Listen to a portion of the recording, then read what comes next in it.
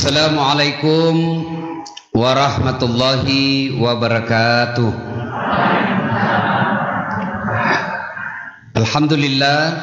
Alhamdulillahi rabbil alamin.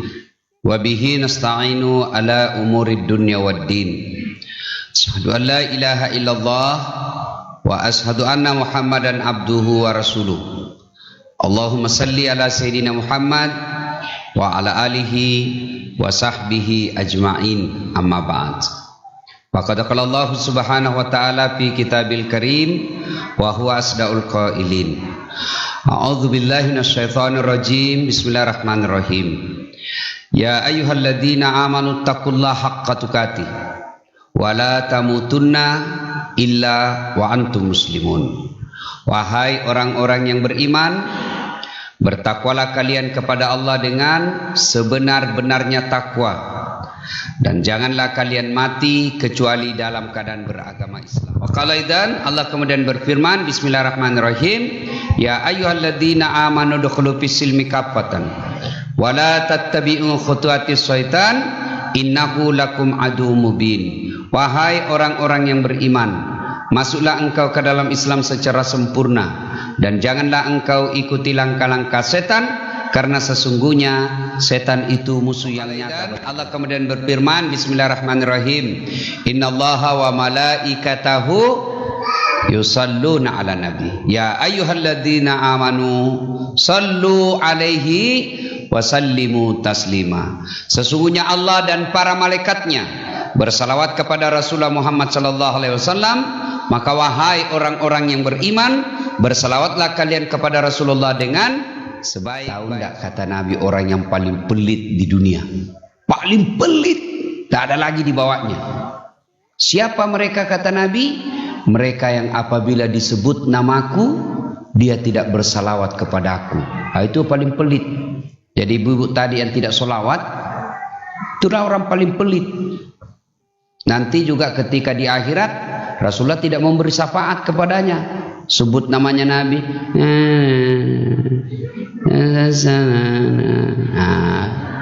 Ya. Nah, ibu bapak, saudara-saudara sekalian, ada doa yang paling populer sejak kita kecil sudah hafal. Namanya doa sapu jagat. Ada yang hafal doa sapu jagat, ibu? Ada? Coba angkat tangan, ibu. Siapa yang hafal doa sapu jagat? Apa bunyinya, bu? Yuk bareng-bareng.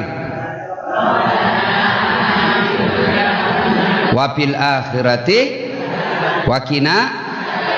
Ini cowok nih. Tahu artinya? Ayo coba artinya apa, dek? Satu. Yuk. Rabbana, ya Allah. Ada yang hafal, ibu, artinya? Rabbana atina fid dunya hasanah wa fil akhirati hasanah wa qina. Apa artinya? Tiap malam berdoa itu enggak tahu artinya, bingung nanti malaikat. Apa artinya, bu? Ini bahayanya berdoa enggak paham apa yang diminta. Maka berdoa itu tidak pakai bahasa Arab, tidak harus pakai bahasa Arab. Daripada pakai bahasa Arab tidak ngerti kayak ini, Rabbana atina fid dunya hasanah wa fil akhirati hasanah wa qina adzabannar. Tidak tahu apa maksudnya. Gimana doa kita mau dikabulkan kalau yang kita minta tidak paham? Tema kita hari ini bahagia rumah tangga. Untuk mendapat bahagia rumah tangga itu, itulah doanya tadi. Keselamatan di dunia. Fid dunya hasanah. Ya Allah, berikanlah kami keselamatan di dunia. Apa keselamatan di dunia itu? Menurut ahli tafsir, kadangkala kita kenapa doaku tidak dikabulkan? Karena kita berdoa, kita tidak paham apa yang kita minta. Rabbana atina fid dunya hasanah wa fil akhirati hasanah wa qina adzabannar. Tapi kita tidak paham apa isinya itu doa. Maka ini doa salah satu isinya kebahagiaan dalam rumah tangga. Fid dunya hasanah. Ya Allah, berikanlah kami keselamatan di dunia. Apa keselamatan di dunia? Menurut ahli tafsir, keselamatan di dunia itu satu, punya istri yang taat suami yang bagus agamanya. Itu keselamatan di dunia itu.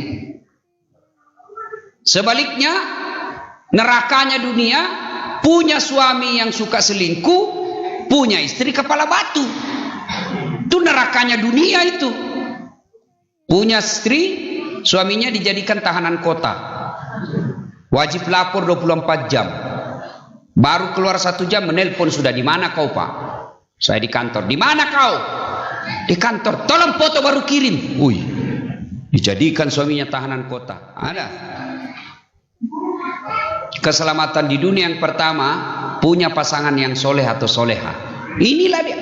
Berapa banyak orang banyak duitnya, rumahnya bagus, mobilnya miliaran, tapi tidak bisa bahagia. Kenapa? Istrinya selingkuh, suaminya pun demikian. Nerakanya dunia itu ditempati. Maka surganya dunia punya pasangan yang baik. Ibu-ibu mau tahu istri yang soleha? Mau? Bu, kenal Khadijah? Kenal Khadijah, Bu? Kenal? Kenal Khadijah, Bu? Hebatnya, kenal di mana? Bu, Khadijah, itu Khadijah, Pak, zaman beliau hidup, wanita terkaya di Mekah. 2/3 barang-barang mewah yang ada di Mekah pada saat itu miliknya Khadijah sebelum menikah dengan Rasulullah. Kaya. Setelah menikah dengan Rasulullah, miliki anak. Kemudian ketika sakaratil maut, usianya Khadijah pada saat itu 60 tahun, Rasulullah usianya pada saat itu 45. Sakit Khadijah. Dia panggil anaknya, Fatimah, ta'al. Kenapa Umi? Tuh kau sampaikan kepada bapakmu, mintakan serbanku. Mintakan serbannya bapakmu. Saya mau pakai kain kafan. Mudah-mudahan dengan serban bapakmu yang selalu dipakai terima wahyu, saya terhindar dari azab kubur. Mendengar ini apa kata Fatimah? Mbak, ibu aja yang minta, masa saya? Dengar jawabannya Khadijah. Saya malu minta kepada bapakmu. Masya Allah. Habis hartanya untuk bantu suaminya, minta serban, malu. Masih adakah kira-kira sekarang istri yang malu minta sama suaminya? Bu, ibu, ada di sini istri yang malu minta sama suaminya? Jangankan diminta, dicuri. Ayo. Sampai-sampai ada bapak-bapak pegawai negeri, dia dapat bonus. Nah, gajinya diambil sama istrinya, tapi dapat bonus dari kantor.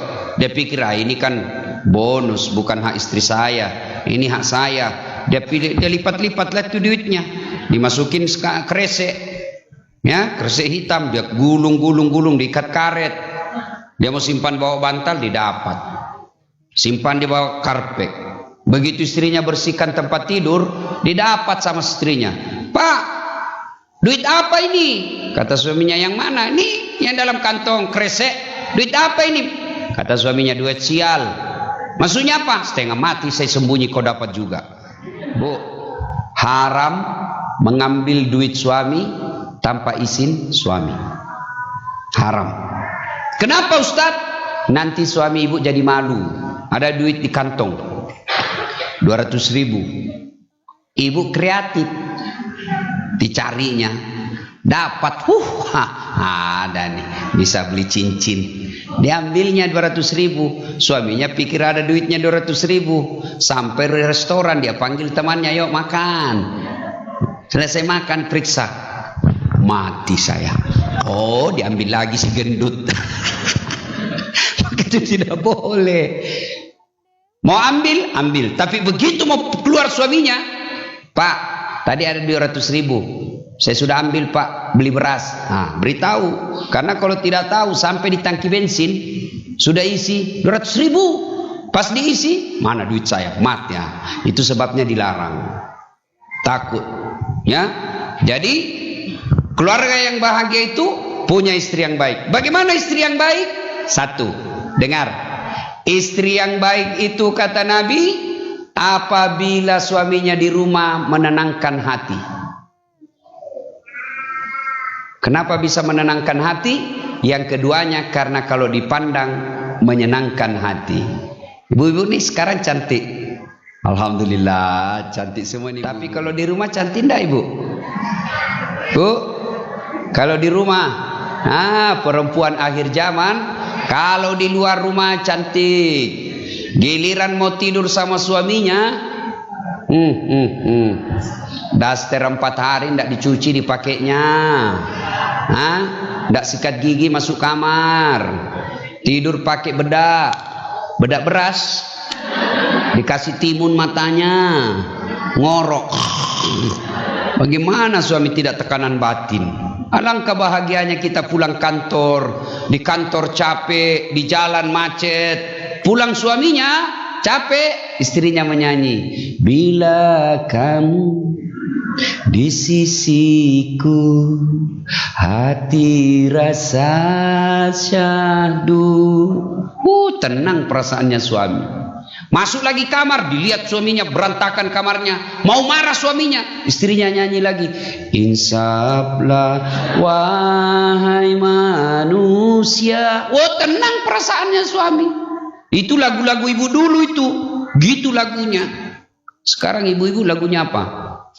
Yo ayo, yo ayo yo. Majelis taklim katanya, tapi joget depan laki-laki. Ini sebentar lagi Agustusan. Majelis taklim jangan ikut Agustusan. Ya? Agustusan boleh, tapi jangan campur laki-laki. Senam, lomba senam, sehat. Perempuan di depan, ketat bajunya, ketat roknya. Laki-laki di belakang, suaminya orang. Ibu lah, senamlah dia. 1. Suaminya orang di belakang. 3. Majelis taklim kok kelakuannya begini? Dah. Apalagi ada itu lagi nih malam Jumat biasa malam Agustusan, putar ke kiri nona, putarlah ke kiri kanan, orang gila. Ya, maka suami yang baik, istri yang baik justru dia nyanyi untuk suaminya. Di rumahnya dia bikin tenang perasaannya suami. Bagaimana supaya tenang suami? Berpenampilan cantik dan menarik. Bu, ketika ibu dandan, ini hadis, ibu dandan lalu datang masuk ke tempat tidur dandan untuk menyenangkan hati suami, maka malaikat berdoa, ya Allah, rahmati wanita ini, sayangi wanita ini, karena dia tidur untuk menyenangkan hati suaminya. Coba ibu bayangkan, laksanakan sebentar malam. Kalau perlu pakai baju seksi, pakai baju renang. Itu. Perempuan istri yang soleha itu menyenangkan hati ketika dipandang wajahnya. Jangan juga overdosis. Mentang-mentang sudah dengar ceramah begini, sebentar malam mau pulang suaminya dia pakai apa? Pantopel, pakai rok mini-mini, bajunya kayak baju renang. Datang suami dia kuncir 3 rambutnya. 2, 1 di datang suaminya, astagfirullah, kesurupan istriku. Ya, maka istri yang baik berpenampilan menarik.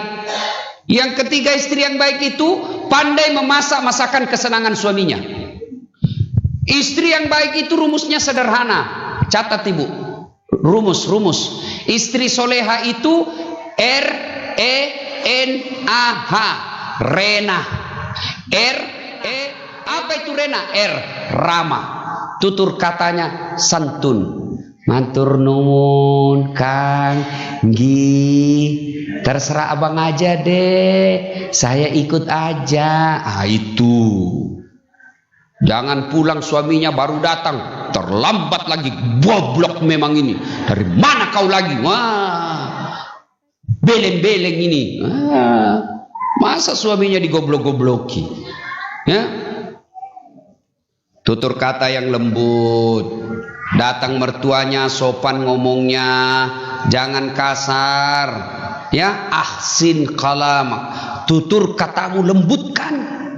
Yang kedua, apa ini elok, berpenampilan cantik dan menarik di depan suami. Sunnah itu. Ibu, pakaianlah yang cantik-cantik. Ya. Cuma perempuan sekarang kalau mau pergi arisan, mau pergi pengantin, bedaknya itu luar biasa. tembok mukanya dikira tembok, kuning, coklat, biru, abu-abu, krem, bulu mata panjang palsu, alis tebal palsu, bibir merah palsu, mata biru palsu, pantat gabus. Hah? Giliran mau tidur sama suaminya, di rumahnya tidak pernah cantik. Ini terbalik. Inilah wanita-wanita akhir zaman. Dandan bukan untuk menyenangkan hati suami, tapi dandan untuk menyenangkan suami orang. Auzubillah min zalik. Jangan sampai ada majelis seperti itu. REN. Apa ini N? Nikmat. Istri yang soleha itu pandai memasak masakan kesenangan suami. Maka leluhur-leluhur orang Bugis, termasuk kakek saya dulu, ibu saya, ketika ada mau menikah, dia panggil itu calon istrinya. Nak, sini dulu. Tuh anakku, calon suamimu, tuh senang sekali masakan ini. Besok kalau dia marah, masak kau ini, berhenti dia marah. Tapi sekarang ibu-ibu, mana ada yang mau masak lagi? Hah? Jam 4 dia telepon suaminya. Bang, Mas, mau makan apa Mas? Kita ini percaya diri, alhamdulillah dibuatin kue nih, dibuatin makanan. Ternyata apa? GoFood. Ada yang nanya sama saya, kalau ikhlas dosa enggak? Tidak dosa. Ibu enggak dosa, tapi yang jadi masalah kalau ibu enggak bekerja, semua dia beli online, maka demi Allah ibu tidak dapat pahala. Benar tidak berdosa kalau suami ibu enggak keberatan. Masa sambal ulek-ulek dibeli 5.000 2 sendok, semua dibeli. Saya tanya ibu-ibu di Makassar, kok semua kau beli? Praktis Ustaz, lebih ekonomis. Betul, tapi apa modalmu untuk masuk surga? Bukankah ngulek-ngulek adalah pahala? Bukankah ke pasar berkeringat adalah pahala? Bukankah langkah-langkah kakimu adalah pahala? Tapi kalau beli jadi, tidak ada langkah kakinya, tidak ada keringatannya, tidak ada ulek-uleknya, sehingga tidak ada pahalanya. Coba lihat perempuan akhir zaman, malas, suka ngomel. Mau lihat, Bu? Ingat ibu-ibu dulu kalau mau bikin kopi, saya lihat ibu saya. Kalau bapak saya mau minum kopi, beli dulu kopi di pasar, kopi biji. Sudah beli kopi biji, sudah jadi kopinya? Tidak, digorengnya.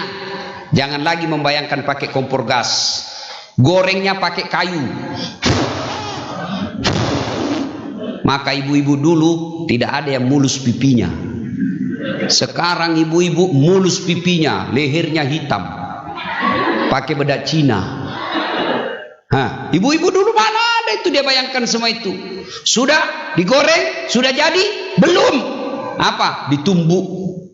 Maka ibu-ibu dulu kasar semua itu, jangan-jangan. Saya lihat itu ibu saya yang paling menderita kalau ngeparut. Parut kelapa, ibu pernah ada yang dapat parut kelapa? Manual.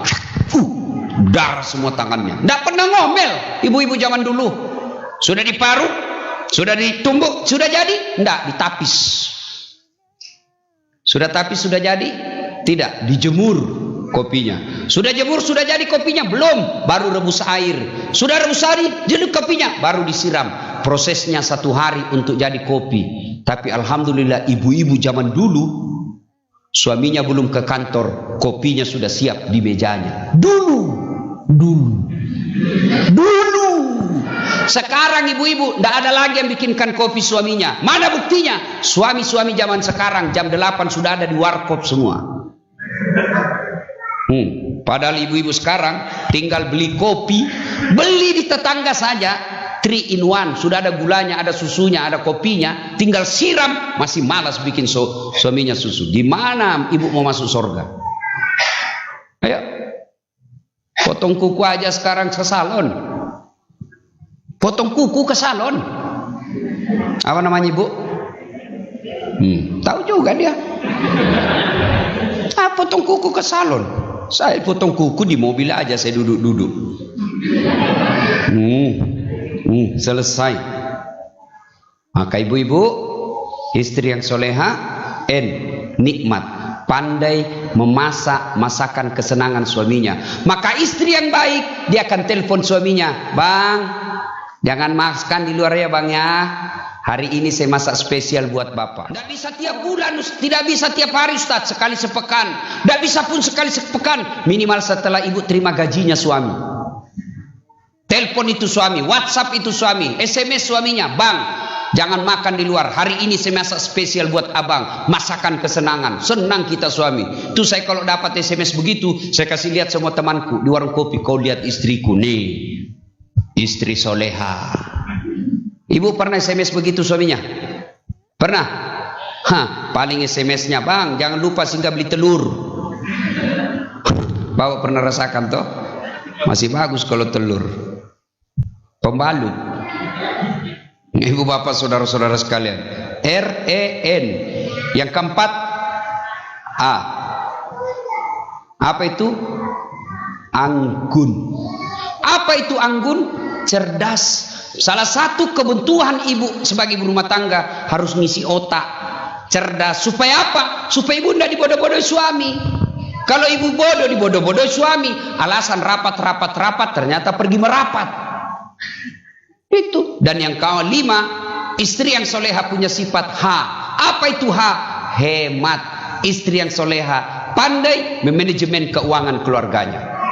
Berapa banyak suami, pegawai negeri, pengusaha, masuk penjara, dihina, masuk publikasi, di televisi, di koran, dihina suaminya. Gara-gara apa? Istrinya tidak mampu mensyukuri penghasilan suami. Maka istri yang baik, dia selalu ingatkan suaminya, Bang, jangan menghalalkan segala cara. Rezeki Allah yang atur. Jangankan diambil orang, tertukar saja tidak. Tidak usah cemas, Bang. Halal kau datang sedikit pun saya ikhlas menerima. Dan saya istrimu setia meskipun engkau tidak membawa sama sekali hari ini. Jangan pulang pengajian malah jadi provokator. Bang, tuh tetangga, tuh baru 2 tahun tuh jadi sepeda. Tebal betul gelangnya, Bang. Abang nih sudah 10 tahun kita menikah, cincin kawin tidak pernah ganti-ganti. Ini terus. Bu, saya beritahu rahasia. Semua laki-laki ingin membahagiakan istrinya dari segi materi. Kalau perlu kasih penuh berlian badannya, kasih kamar ber-AC, kasih mobil lengkap dengan keinginannya, kasih apa interior rumah yang dia mau. Tapi demi Allah, rezeki Allah yang atur, bukan suami. Maka jangan paksa suaminya. Penghasilan di luar kemampuan. Istilah ibu saya, dia bilang begini kepada istri saya, dia bilang, jangan kau paksa suamimu gigit sikunya. Bu, ada yang bisa gigit siku di sini? Ada? Coba gigit sikunya, Bu. Coba gigit. Saya kasih, ambil semuanya HP saya.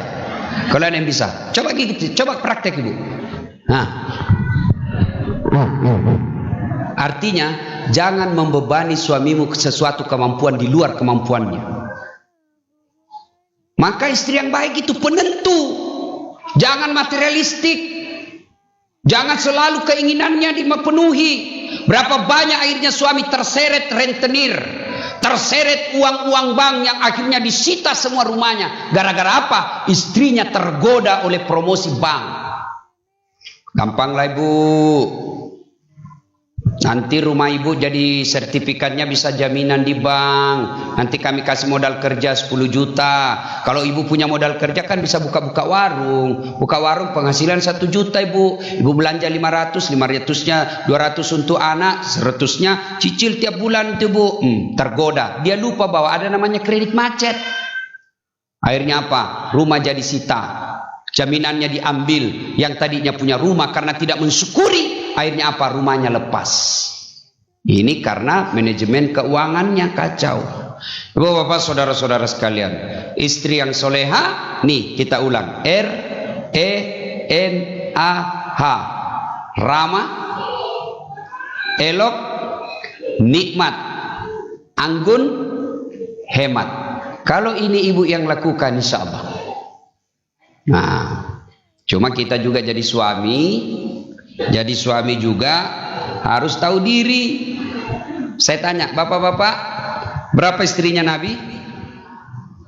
Ibu-ibu, berapa istri Nabi, Bu? Ini pertanyaan paling tidak senang, Ibu. Berapa istri Nabi?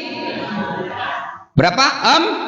4, 7, 3, bingung. Berapa istri Nabi? 11. istri Nabi, Bu. Bayangkan Pak, 11. Bapak berapa? Hah? 11 istri Nabi. Dari 11 istri Nabi, demi Allah, tidak ada satupun yang pernah mengatakan, saya menyesal menikah dengan engkau Muhammad. 11. Bapak satu istri menderita lahir batin. Kenapa Rasulullah dicintai oleh istri-istri beliau? Satu, Rasulullah itu tidak pernah berbicara kasar kepada istrinya. Memanggil istri beliau, dari 11 istri beliau tidak ada satupun yang dipanggil namanya. Khadijah, beliau tidak pernah memanggil, wahai Khadijah sini, tidak. Khadijah dipanggilnya Ummul Mukminin, ibunya orang Islam. Aisyah tidak pernah dipanggil Aisyah, tidak. Aisyah dipanggilnya ya Khumairah, yang kemerah-merahan pipinya. Maka bapak kalau cinta kepada istri supaya rumah tangga bahagia, panggil istri dengan panggilan kasih sayang. Panggil istri kita mancung hidungnya, panggil wahai istriku yang termancung di gang 3. Nggak, hidungnya nggak mancung Ustaz. Ya giginya yang mancung. Giginya yang mancung Ustaz. Ya lehernya dilihat. Jangan terlalu jujur. Mentang-mentang istrinya hitam dipanggil hitam. Hitam. Kata istrinya apa Ndut? Suaminya juga gendut. Masa suami istri menghina seperti ini? No. Apalagi Rasulullah Pak. Rasulullah itu romantis. Dari 11 istri Nabi, beliau sampai usia senja Rasulullah mandi junub bersama Rasul istri. Ayo sedulur-sedulur, bapak ini berapa kali mandi junub 1 bulan sama istri? Saya waktu masih pengantin baru, Bu, saya mandi junub sama istri saya. Waktu pengantin baru, sayang, ya Pak, dari belakang, ya angkat keteknya. Itu waktu pengantin baru. Sekarang sudah ada anak dipanggil Ustaz, mandi junub, geli. Rasulullah sampai usia senja. Apalagi kehebatan Rasulullah itu.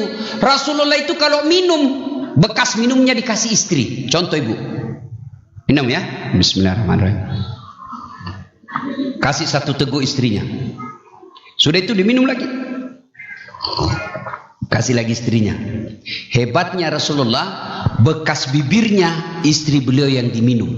Misal Pak ya, kalau Khadijah minum di sini, Aisyah minum sini, di sini Rasul minum. Coba kalau bapak minum bekas bibirnya istri. Busuk betul mulutmu. Coba, itulah Rasulullah. Pantas 11 istri beliau tidak ada satupun yang menderita. Subhanallah. Itulah Rasulullah. Rasulullah, satu lagi kebiasaan beliau, tidak pernah berantakan rambutnya. Beliau masuk kamar selalu ada sisir. Keluar dari kamar beliau sudah rapi rambutnya dengan sisirnya beliau. Subhanallah. Itulah Rasulullah. Nah, bapak mau punya istri yang baik, jadilah suami yang baik. Suami istri saya suka ngomel Ustaz. Sabar. Pak, mau tahu rumus menghadapi perempuan? Diam. Tidak ada sudah kalah itu Pak. Kalau istri ngomel, diam. Tidak usah dijelaskan. Kalau dia bertanya, ngamuk, diam aja. Karena biar dijelaskan, tidak masuk di akalnya. Apalagi kalau perempuan sudah bilang pokoknya, diam saja Pak. Sudah tidak masuk akalnya itu. Biar dijelaskan 1, muncul pertanyaan 2. Dijelaskan 2, muncul pertanyaan 3. Sudah jelas semuanya, dia ulang lagi yang 5 tahun yang lalu. Maka lebih diam, kalau perlu makan obat tidur. Itu rumus menghadapi perempuan, diam. Tahu Umar bin Khattab? Itu Umar bin Khattab, iblis jin aja kalau lewat Umar lari itu setan. Begitu perkasanya itu Umar. Di Mekah tidak pernah ada yang mengalahkan Umar kalau adu duel tenaga. Tidak pernah ada yang kalah Umar. Tapi suatu ketika ada sahabat yang suka ngomel istrinya, ngamuk aja kerjaan istrinya. Ini sahabat mau melapor kepada Umar. Waktu itu Umar sebagai Amirul Mukminin, presidennya orang Islam, datang mau melaporkan istrinya. Begitu dekat dengan rumahnya Umar, dilihatnya Umar dimarahi juga sama istrinya. Langsung, Umar aja digomelin. Pulang ini. Besok ketemu sama Umar. Ya Amirul Mukminin, kemarin saya lihat Anda dingomelin sama istri, kok diam-diam aja. Dengar jawaban Umar, Pak. Dengar, Pak. Apa jawaban Umar? Begitulah cara saya berterima kasih kepada istriku yang telah hamil, melahirkan, menyusui, dan membesarkan anakku. Coba, Pak. Jadi kalau istri ngomel, pak, bayangkan saja bagaimana susahnya melahirkan. Ini, bapak-bapak. Pernah lihat ibu hamil kan? Ibu-ibu, masih rasa bagaimana susahnya hamil? Masih ingat ibu? Masih ingat? Ingat? Ada ndak ibu hamil menyenangkan? Menderita. Waktu istri saya itu 7 bulan kan katanya goyang-goyang itu perutnya. Ada lagi di atas Ustaz. Turun lagi, dia ke samping. Coba menderitanya itu ibu-ibu. 9 bulan ndak pernah tengkurap.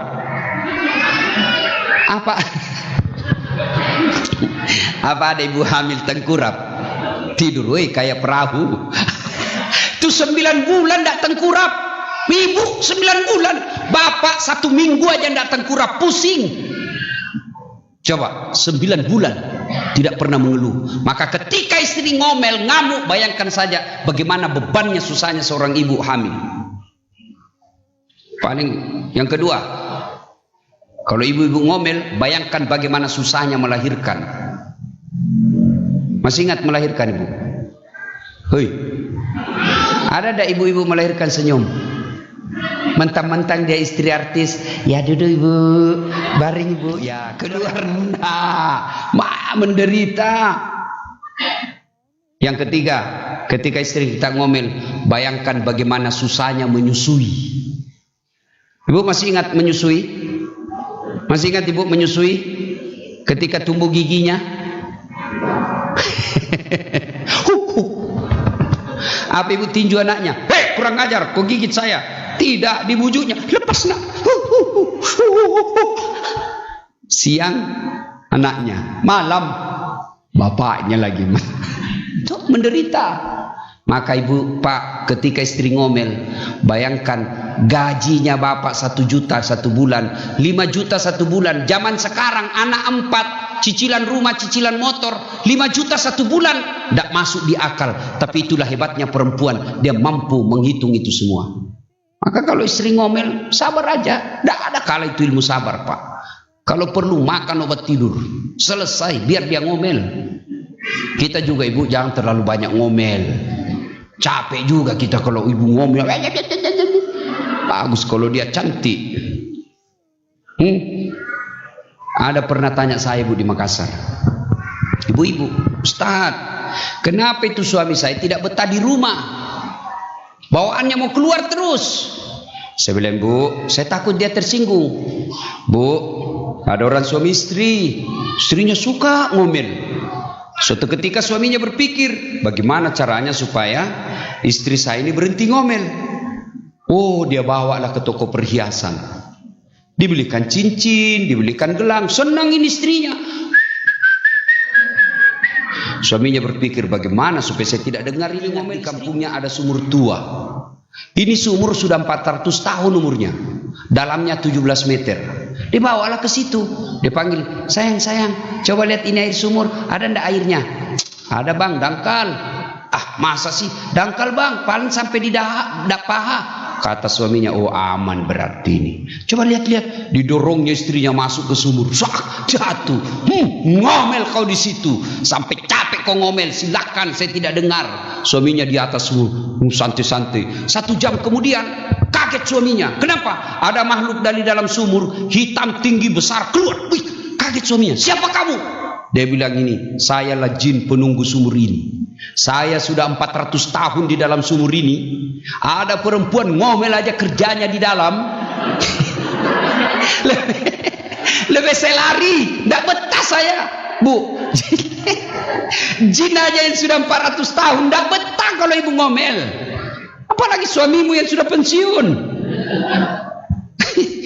Maka kalau mau bahagia dalam rumah tangga, bu berhentilah ngomel. Apa resep menghadapi hidup supaya ibu berhenti ngomel? Bayangkan susahnya jadi suami. Ibu pikir gampang jadi suami? Cari nafkah kita di luar itu mempertaruhkan jiwa raga.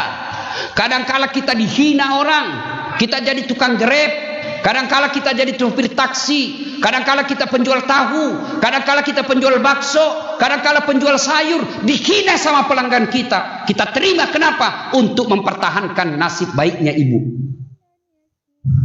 Mana ibu bayangkan semua, bagaimana supaya istriku saya bisa belikan cincin, supaya dia pulang kampung tidak dihina sama saudaranya. Itu dipikir oleh suami.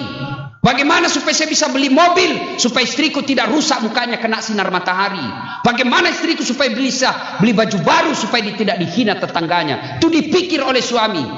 Mana pernah ibu pikir bagaimana supaya suamiku beli berlian? Itulah suami. Bukan cuma di dunia, sampai di akhirat. Maksudnya apa Ustaz? Ibu ditanggung sampai di akhirat. Siapa yang tanggung dosanya istri ketika suaminya sudah meninggal juga? Suami. Beda istri dengan suami. Suaminya penghafal Quran, suaminya ulama, istrinya tidak pakai jilbab, istrinya tukang gosip, Ramadan tidak puasa, tidak punya sholat, meskipun suaminya ketua majelis ulama. Ku ampusakum wa ahlikum nar. Nih, kau dulu suaminya masuk neraka, baru istrinya. Ditanggung ibu dunia sampai akhirat. Makanya jangan suka ngomel.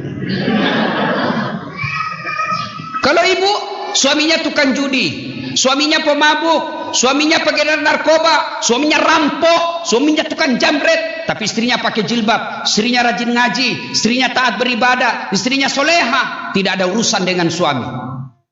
Malah kalau sampai di akhirat, Nabi katakan, ibu, tuh 7 pintu surga, kau pilih mana yang kau suka masuki.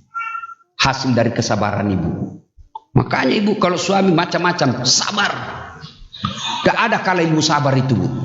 Tidak ada sudah kali itu ilmu sabar. Saya tidak senang suami saya begini, Ustaz. Sabar, itulah nasib takdirmu suamimu. Nyesal saya nikah sama kau. Coba saya tahu saya tidak mau. Apalagi tidak mau, kau sudah punya cucu.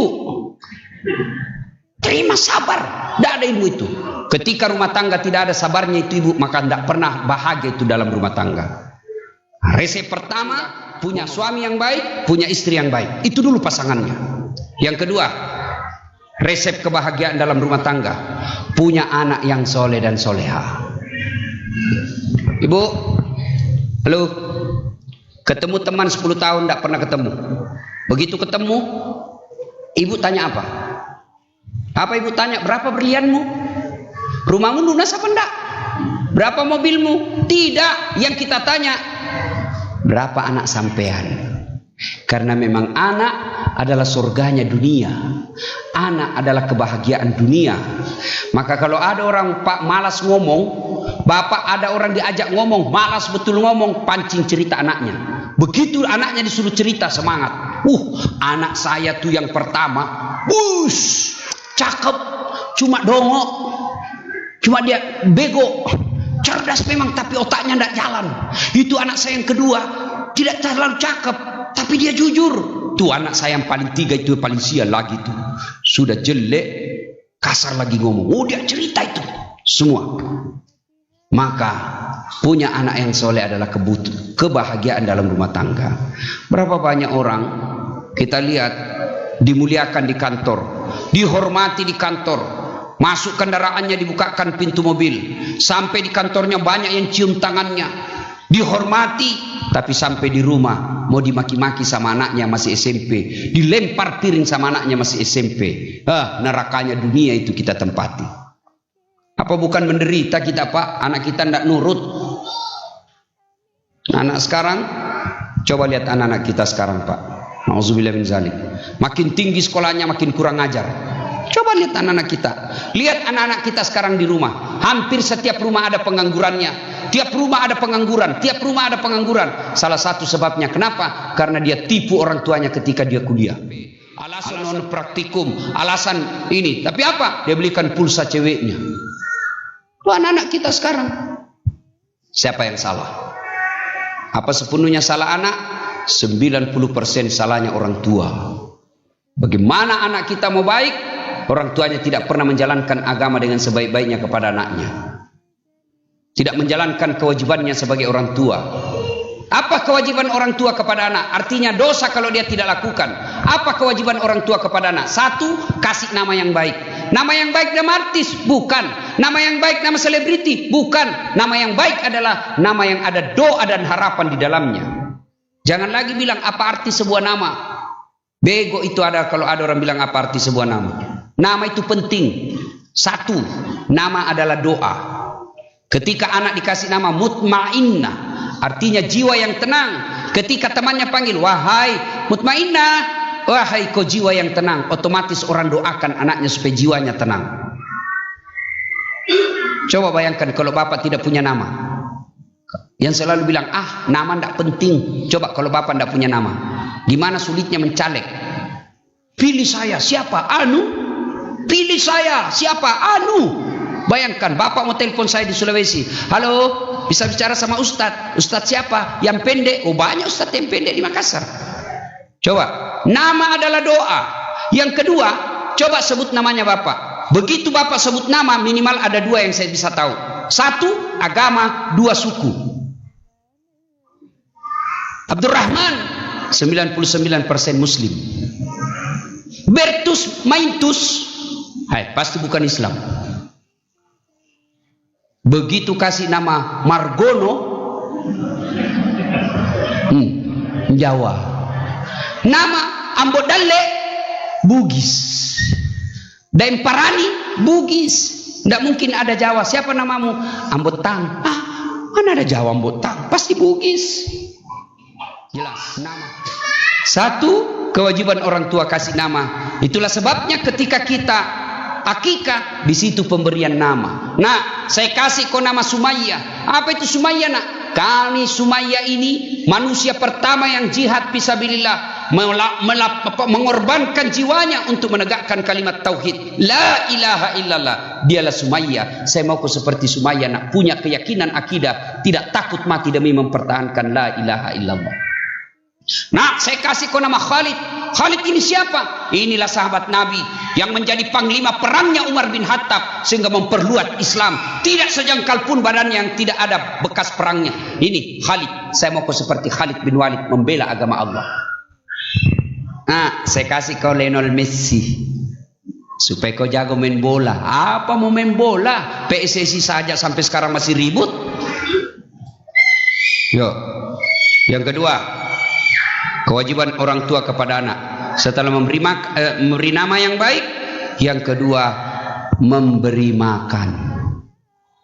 Silakan cari makan, tapi syaratnya halalan, thayyiban, wasi'an. Halal, baik, banyak. Jangan sampai anak kita diberi makan makanan haram.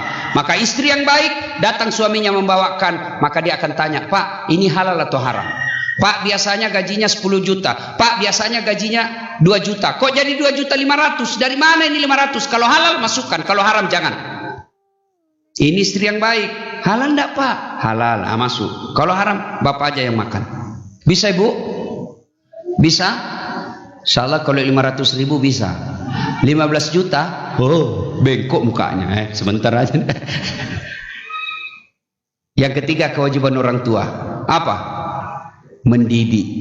Silakan baca psikologi pendidikan. Silakan baca riset bagaimana cara mendidik anak. Silakan.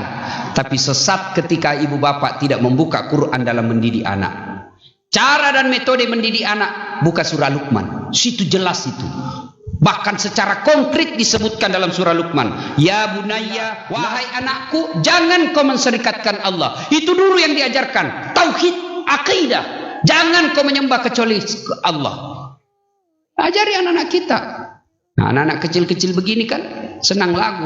Ajari tauhid dengan lagu. Ada dulu lagu kita waktu kecil. Topi saya bundar, bundar topi saya. Kalau tidak bundar, bukan topi saya. Ganti. Tuhan saya Allah, Allah Tuhan saya. Kalau bukan Allah, bukan Tuhan saya. Kasih lagu begitu. Ibu-ibu dulu kan nyanyinya lagu-lagu dakwah. Saya masih ingat dulu waktu saya kecil, ibu saya memperkenalkan sejarah Nabi melalui lagu. Sambil nyuci piring tuh, dia nyanyi ibu saya.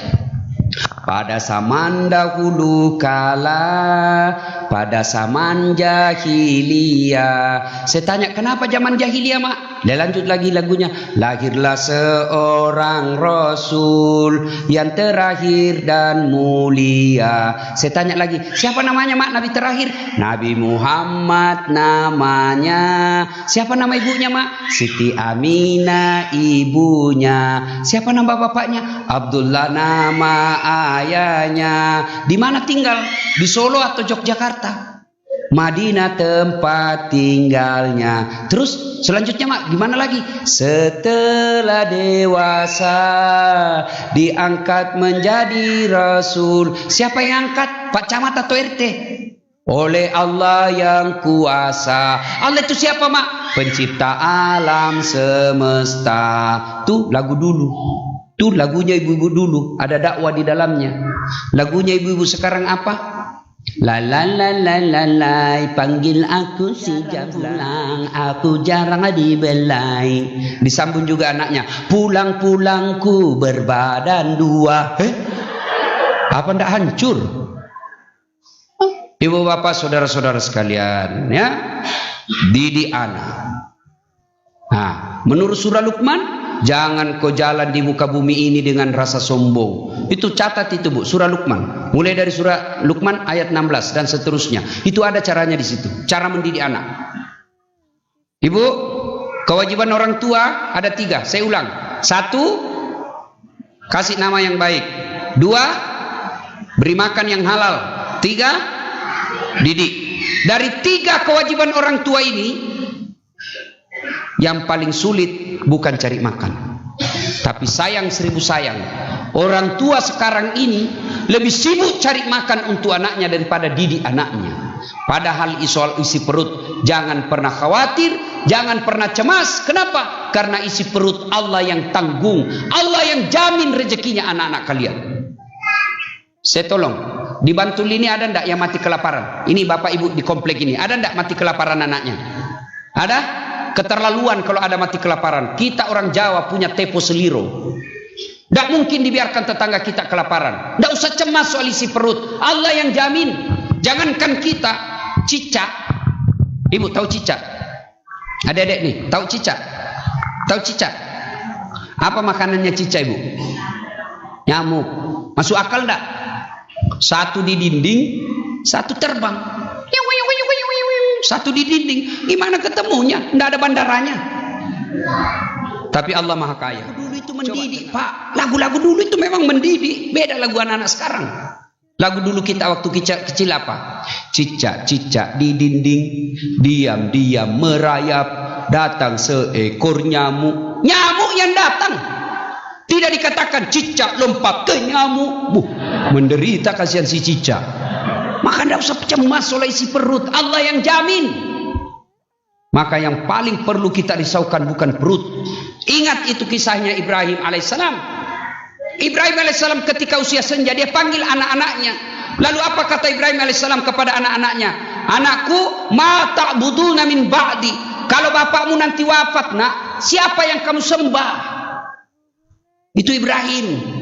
Kalau kita begitu tua senja, sakaratil maut tangi anaknya. Nah, mata kuluna min ba'di. Kalau bapak nanti mati, kamu makan apa, tong? Jangan pernah pusing soal isi perut. Allah yang Maha Kaya. Yang perlu kita cemaskan ketika anak kita akidahnya tergadai. Maka kewajiban orang tua didik. Ibu tidak usah cemas soal isi perutnya anak. Yang kita cemaskan ketika anak kita sudah gadis, belum pakai jilbab. Yang kita cemaskan anak kita sudah balik, belum pakai jilbab. Yang kita cemaskan anak kita sudah hampir menikah, tidak pernah datang ke masjid. Itu yang perlu kita cemaskan. Tidak usah cemas soal pekerjaan anak. Allah yang punya sendiri rezekinya.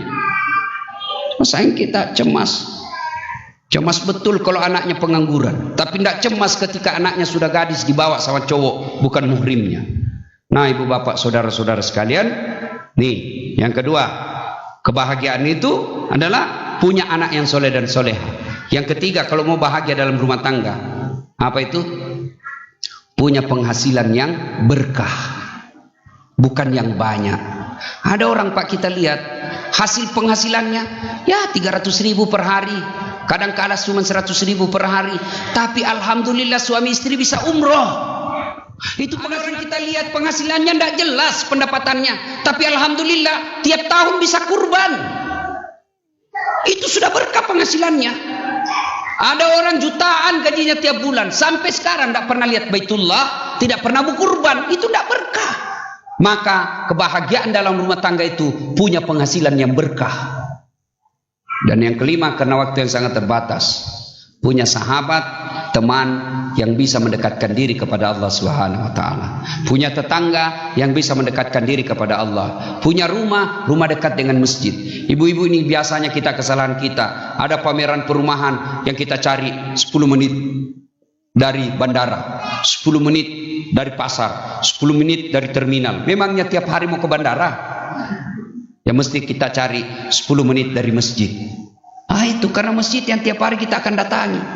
Nah, ibu bapak saudara-saudara sekalian, inilah 4 ciri dan tanda-tanda keluarga yang bahagia. 1, punya suami atau istri, punya pasangan yang soleh dan soleha, punya anak yang taat, kemudian punya penghasilan yang berkah, dan yang keempat, punya sahabat atau tetangga yang baik agamanya. Mudah-mudahan kehadiran saya dan apa yang saya sampaikan bermanfaat. Lebih dan kurangnya mohon dimaafkan.